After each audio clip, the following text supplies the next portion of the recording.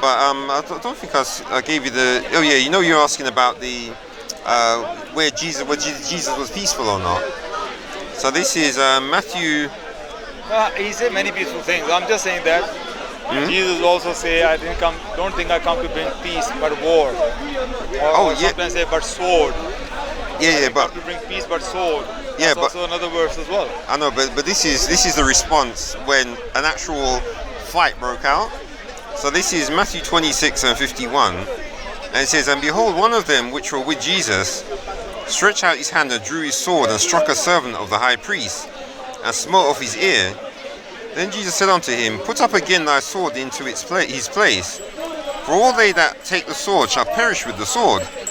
Thinkest thou that I cannot now pray to my Father, and he shall presently give me more than 12 legions of angels? But how then shall the scriptures be fulfilled, that thus it must be? And in that same hour said Jesus to the multitudes, Are you come out against a thief with swords and staves for to take me? I sat daily with you teaching in the temple, and ye laid no hold on me." So this is the one from Matthew. My question is here, but before that happens, a day or two before that, didn't Jesus say, "Sell your cloak and buy a sword"? Yeah, I know that, but here's the thing: swords can be used for killing wild animals, as for to cook food, isn't it? Not only for killing people. So they were in Jerusalem at that time. They were in Jerusalem at that time. Yeah, but notice he did have his sword, didn't he? Yeah.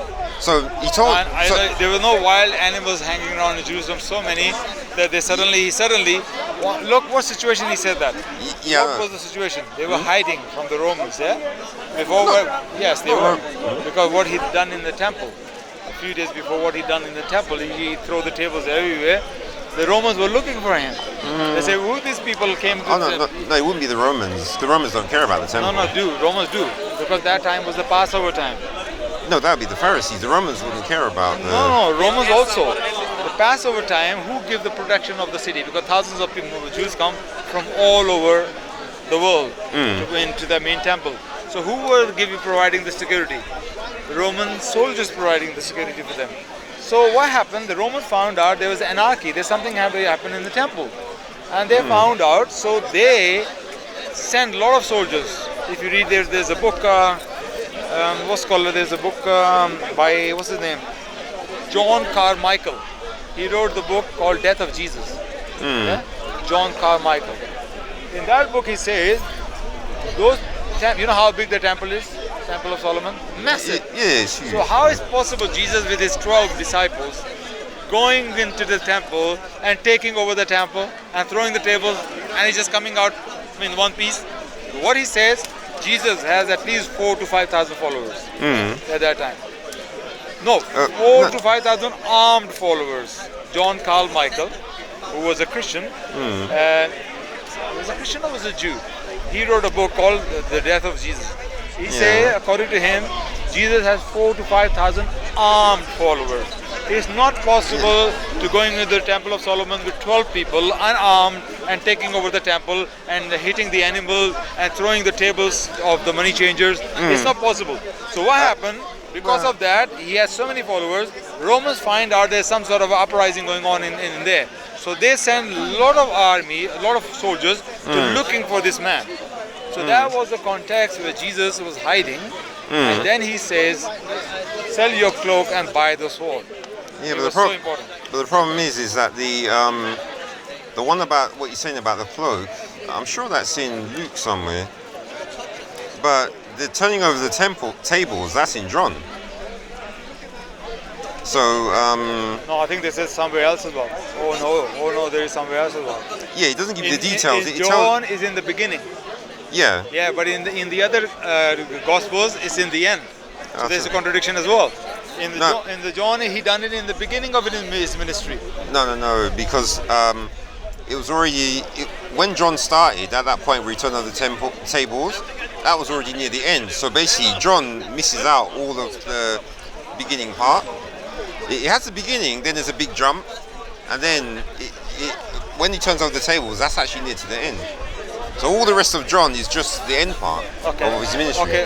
No, I'm going to take you back about the sword thing. But Jesus says, sell your cloak and buy the sword, yes?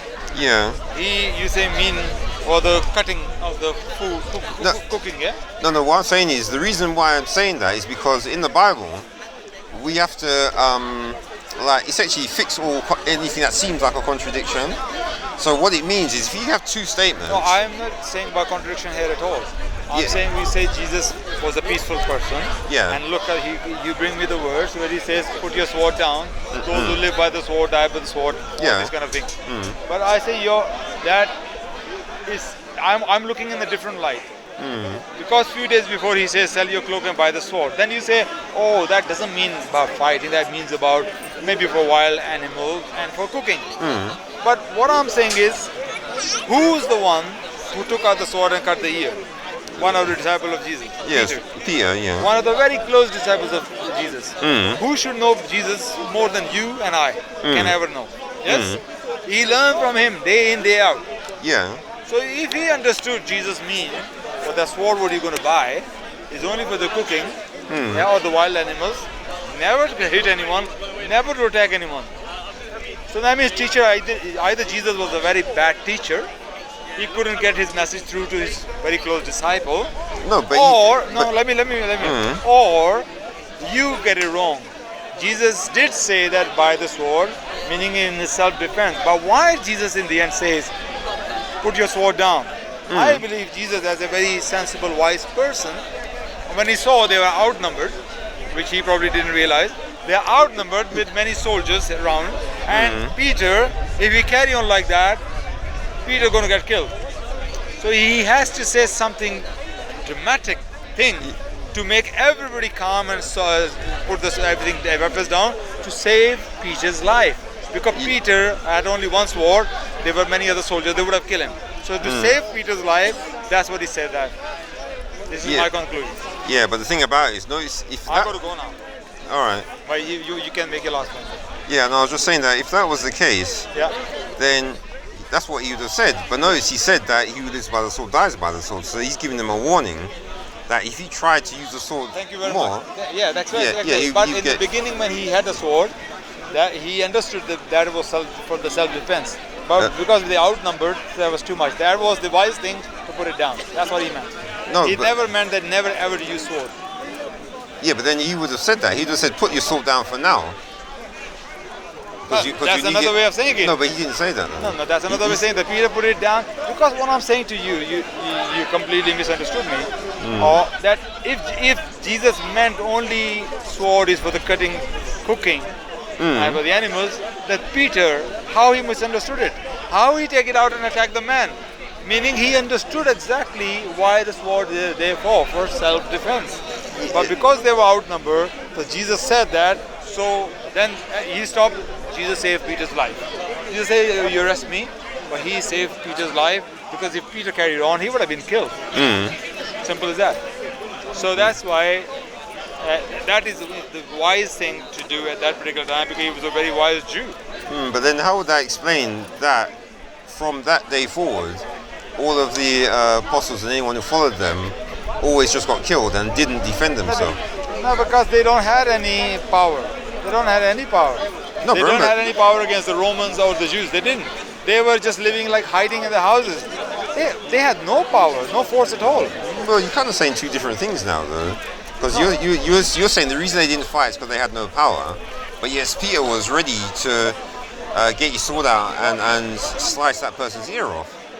Yeah. So that showed you that even though they had no power, Peter didn't care. So why wouldn't that have been the case further on as well? So how do you know they didn't try to struggle and fight and run away? How do you know that they did it? No, because in all the writings, that's never mentioned. Like what writing it says that who's got arrested, and when these got arrested, what happened? Oh no, there's one where it says Herod arrested James, took him and killed him with a sword, and then the apostles got arrested.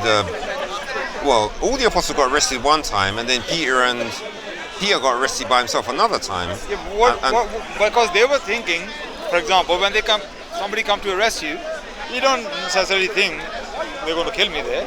So okay, let them arrest me, and we're going to have a case. We're going to talk about it. But when he's going to fight, when they come to arrest, he's going to get killed straight away. So they didn't want to give them excuse to kill them straight away then. Because there many times happened. They arrested Paul. They released him. Paul got arrested. They got released. Peter got arrested. Peter got released. Then later on they got arrested again. So they were hoping, okay, we're going to solve this thing out in a way because we are not in a situation to fight back. So this is probably the reason when they come to arrest, they didn't fight back. So that is the answer to you. I got to go, Michael, because I'm only here for another half an hour. All right. I have to see other friends like Paul. I need to ask him something. Yeah. But I will talk to Daniel about that. My brother Michael, he wanted to talk to you about Trinity on the camera. All right. And I would love to hear that. All right. Okay. Yeah. Okay. Thank you. All right. Okay. Nice to Okay. meet you. God bless.